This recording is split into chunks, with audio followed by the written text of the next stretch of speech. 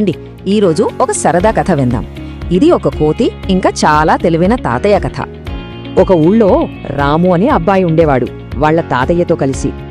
అయితే ఒకరోజు తాతయ్య మంచి వాసనొచ్చే పండిన అరటి పండ్ల గెల ఇంటికి తెచ్చారు. ఆ ఘుమఘుమలాడే వాసనకి ఒక అల్లరి కోతికి నోరూరింది. అంతే, వచ్చేసింది. అప్పుడు తాతయ్య చూశారు, ఆ కోతి ఒక అరటిపండుతో పారిపోవాలని చూస్తోంది. కాని తాతయ్యకి కోపం రాలేదు. పైగా ఆయనకొక భలే ఐడియా వచ్చింది. కోతిని మెల్లగా పిలుస్తూ తాతయ్య ఇలా అన్నారు. ఆ మాట వినగానే కోతికి ఆశ్చర్యమేసింది. ఏంటా అని ఆసక్తిగా ఆగి చూసింది. చూడండి, తాతయ్య ఎంత మంచిగా ప్రవర్తించారో. మెల్లగా పండు తీసుకుని ఒలిచి తిరిగిచ్చారు. కోతి ఆ పండుని చాలా ఇష్టంగా తిన్నది. వెళ్లే ముందు థ్యాంక్స్ అన్నట్టు తలూపింది. తరువాత రాము ఇంటికి రాగానే తాతయ్య జరిగిన కథ చెప్పి ఒక మంచి మాట చెప్పారు. ఇక్కడ నీతి ఏంటంటే, కోపం కంటే మంచితనానికే ఎక్కువ బలముంటుంది. సో ఈ రెండిటి మధ్య తేడా గమనించారా?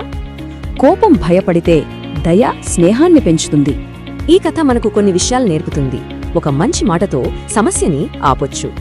ఇది మనందరికీ ఒక మంచి ప్రశ్న. మంచితనం ఎప్పుడు గొప్ప బలమవుతుంది?